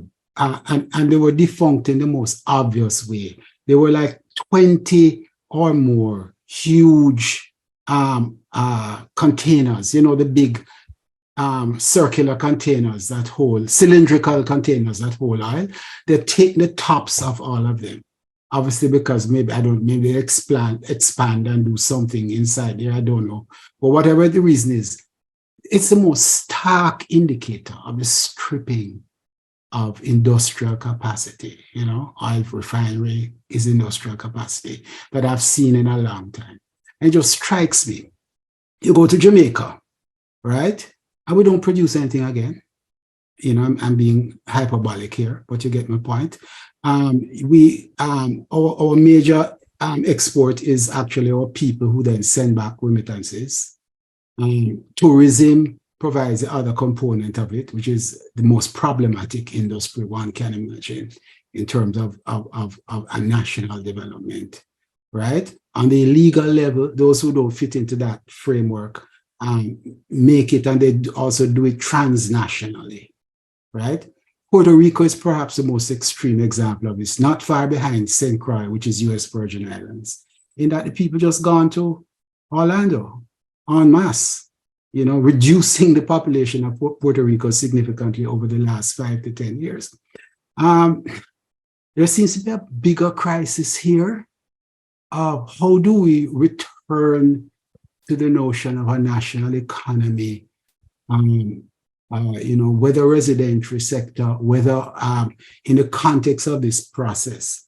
I'm presenting here the dilemma. I'm not suggesting it as a permanent state, but I think we are in the problem space of disembodied economies, which exist in part only because they are linked into a bigger global economy.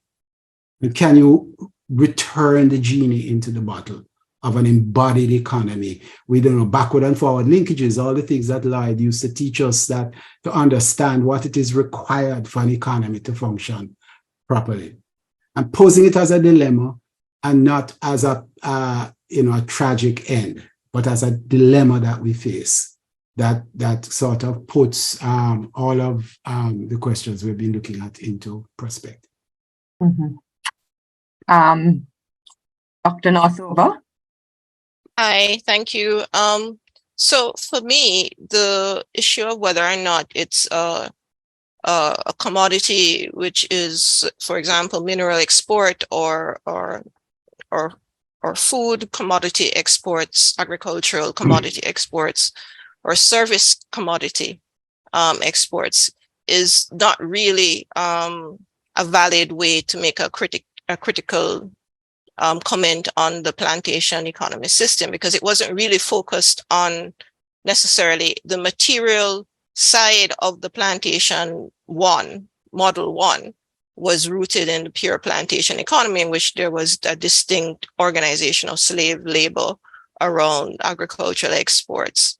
But the essential kernel of the idea, you look at the way in which it explained the dynamics of underdevelopment, was the extroverted nature of decision making and the extractive characteristics, which were pretty much near total if you included the model one, where all the output, the income was more or less taken through the merchant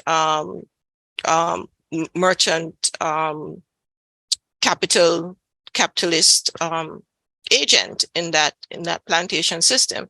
So what they do in looking at the old mercantilism versus the neo-mercantilism is to look at those institutional and structural dynamics of economic performance based on its articulation outwards and decision making being driven by those factors which are not necessarily concerned with endogenous development and endogenous change.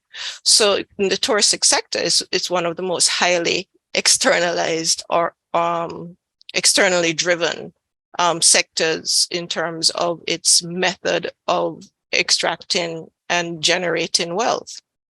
And the cruise shipping industries, the all-inclusives, I think George Beckford would describe these as plantation rotunda because of the similarity in the economic organization, which is geared towards the benefit of a few who are outside interest transnational organizations, even in terms of some of the local developments that you have, the heavy orientation and dependence on transportation services, which are not locally owned, which are externally owned, are still features of our Caribbean tourism sectors. Even though it's a service economy, it's still rooted in this idea of externally driven, extractive form of development. So if you look at the analytics of the model in terms of the nature of the international political economy that it is speaking to, you'll see that it resonates across different kinds of commodity export-driven models of development that don't facilitate the endogenizing of the entrepreneurial agencies which are needed for driving local processes of growth. But the local process of growth, which is the focus of Vanos through model 3, are being articulated within global racial capitalist spaces.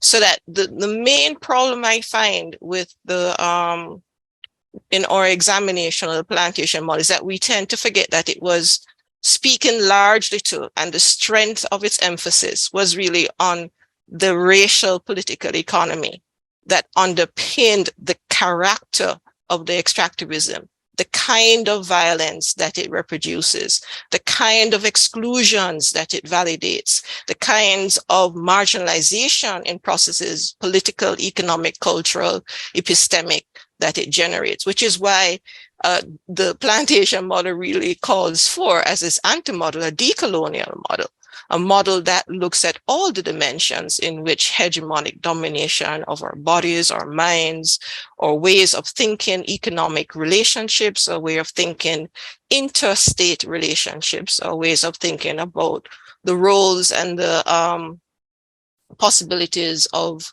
different communities and different groups is still driven by these extractive, externally determined institutional and structural forces and the racial bias in that. So I think everything ties up if you remember that this was seen as a foundational achievement of the plantation system, that it was focused on bringing together the social, historical, economic, and political dynamics of an institution that was articulated globally for certain ends. And these global ends was to reproduce the types of extractive wealth orientations and the use of the natural endogenous spaces as subsidies, right, for continuing that wealth extraction, which is why the small farmers are continuously left on the hillside, because they operate as subsidies for this extraction of wealth by the dominant players in this highly re-articulated sort of plantation system.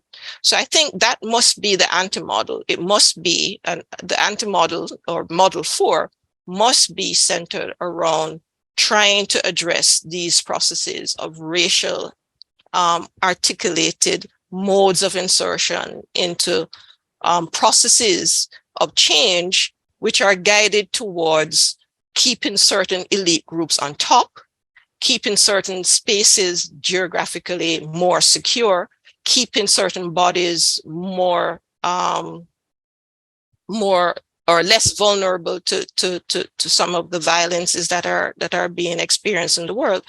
And that must be the anti-model, the rejection of that philosophical, ideological grounding of the plantation in racial sacrifice zones. And if you can get a movement intellectually and politically to reject that, whether it be in tourism, whether it be in bauxite, whether it be in how it is that we organize in our food systems now, which are still extractive.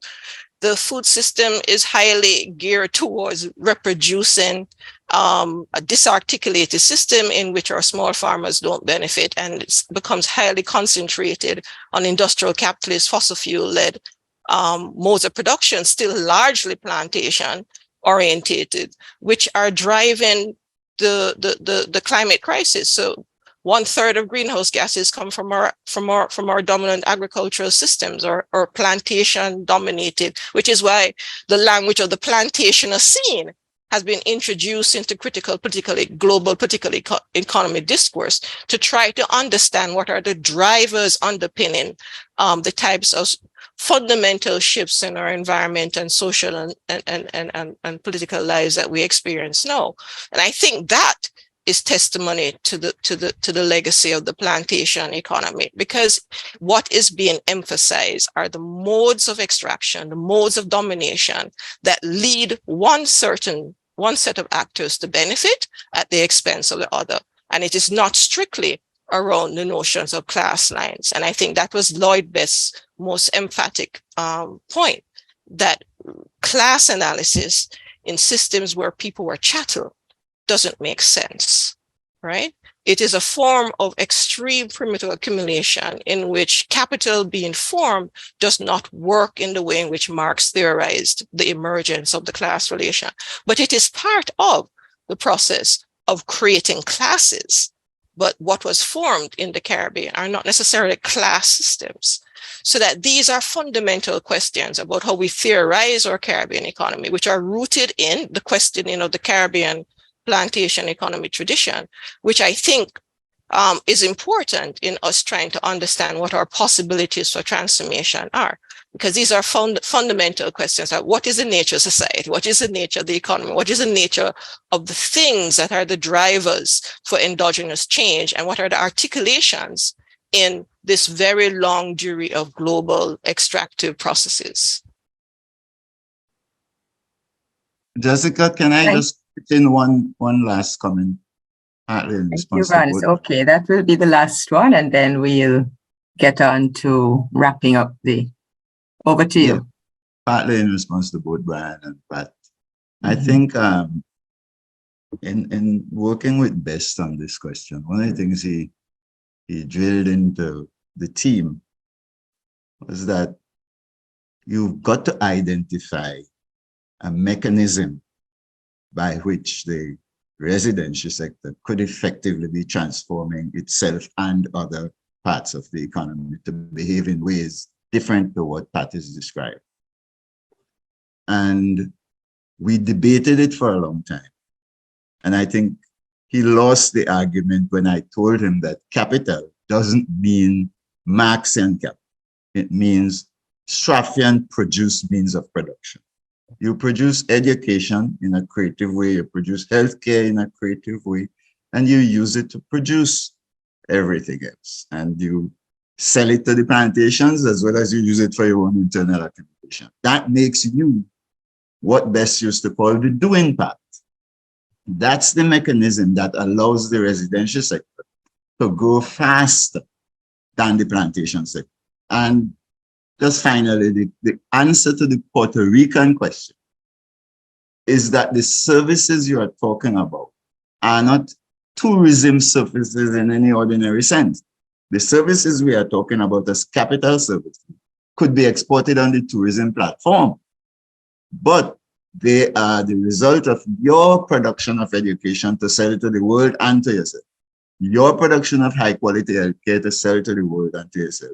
We've demonstrated we could do it with music.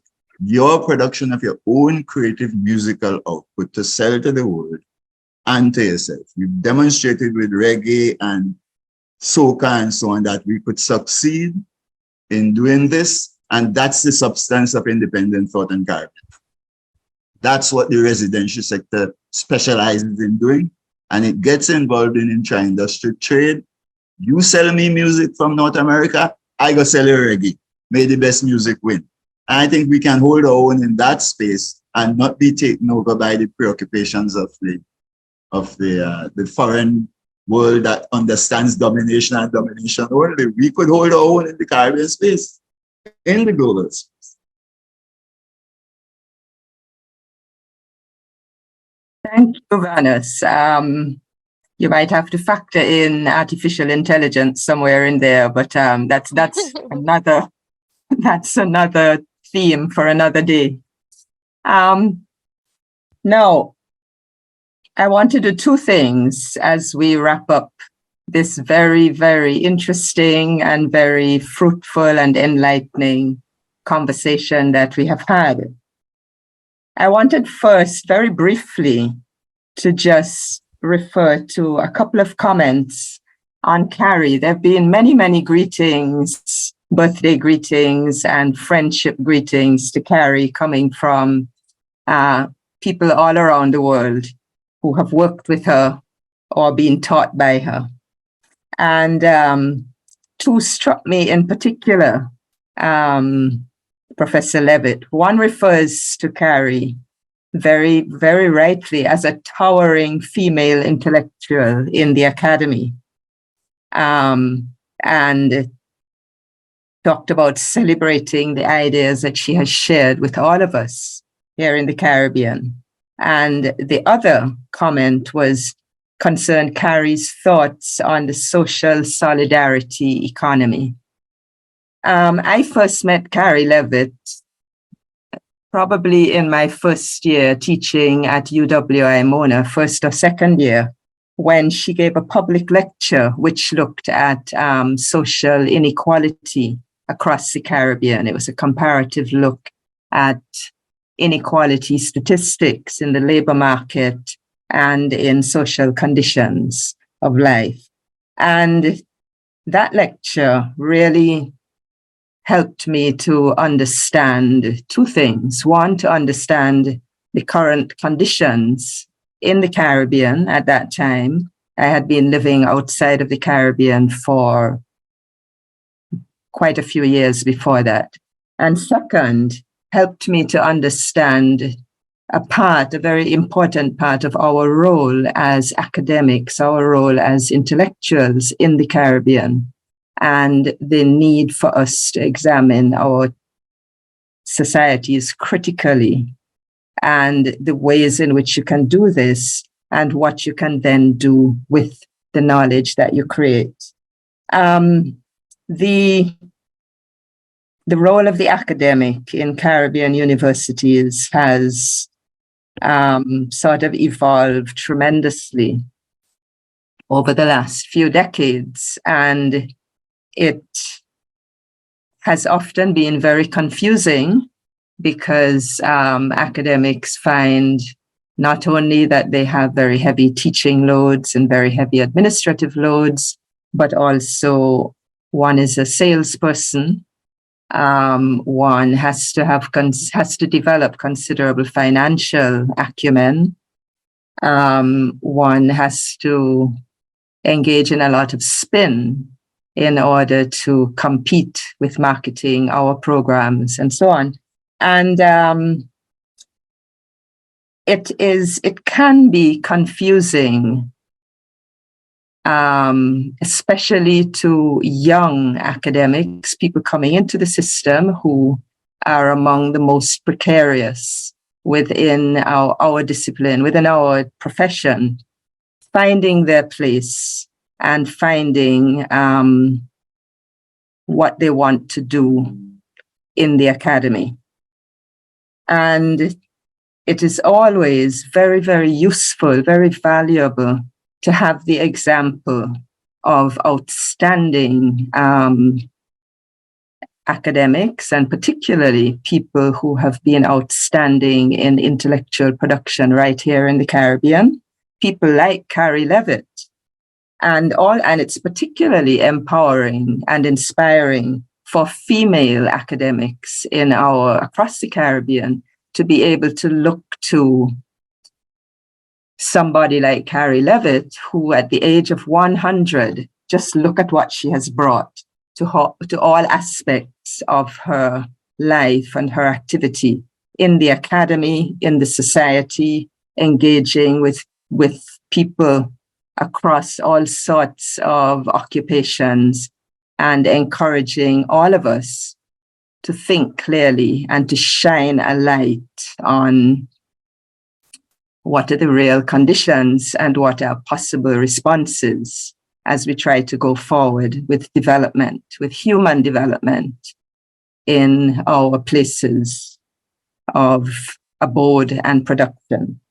So I wanted to thank Kari Levitt for being one of the many inspirations that I encountered during my years at the University of the West Indies. And in encountering her work, it helped me to understand what it is we were supposed to be doing. I would like to thank all our panelists today. I would like to thank our Cuban brothers and sisters for being with us and for contributing very warm memories of the very keen exchanges and intense conversations among our different Caribbean societies on similar themes that concern us all.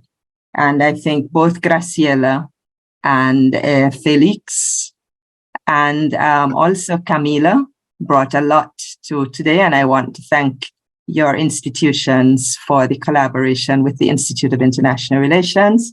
Thank you very much to my other colleagues, to Brian Meeks, to Vanessa James, to Mikey Witter, wherever he is, and to Pat Northover, and of course to my colleagues at St. Augustine, at the Institute, Jacqueline, and all the backup people, our technicians, marketing and communications, who have been a wonderful support in organizing today's events, and to our secretariat, Chanel Munsami and Tanisha Charles. I would like to thank all of you. I think this has been a tremendous afternoon, and it's been very thought-provoking. We've had wonderful participation from our audience. Many old friends and new friends came online. Thanks to all of you for turning up and participating. And thank you very much for taking part in this wonderful birthday celebration. And I end by wishing Kari good health and peace of mind and joy always. So to Kari, and good evening, everybody. Enjoy the rest of your day. Happy birthday, Kari. Happy birthday to Kari. And on June 14th, they are going to have a tremendous celebration in Canada. I suggest all of you to visit the webpage of the Kari Polanyi Center because they have all the information there. So I hope to see many of you on Zoom in 2 days again, because actually the birthday of Kari is on June 14th. We are running ahead 2 days because in the Caribbean we want to be first, you know. So By the We're way, leapfrogging. Kari has responded to us. Just Yes. Kari has been listening and conveys her appreciation to everyone for the kind words, and especially to all of her friends on the panel for their brilliant contributions. Can we end with a resounding applause, both for Kari, especially for Kari, and also for our panelists? yes, of course. Thank you very much.